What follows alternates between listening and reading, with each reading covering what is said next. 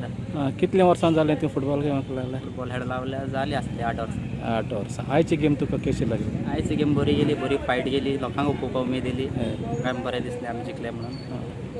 आनी कितें बरें जावंक शकतलें? गोल जायते चुकले अशें. जाते शिकल्यात. म्हाका दिसता हो टुर्नामेंट आमच्या फ्युचरा भुरग्यांक शिरी पडटलो, कित्याक बरे बरे प्लेयर बरें न्हिदताय.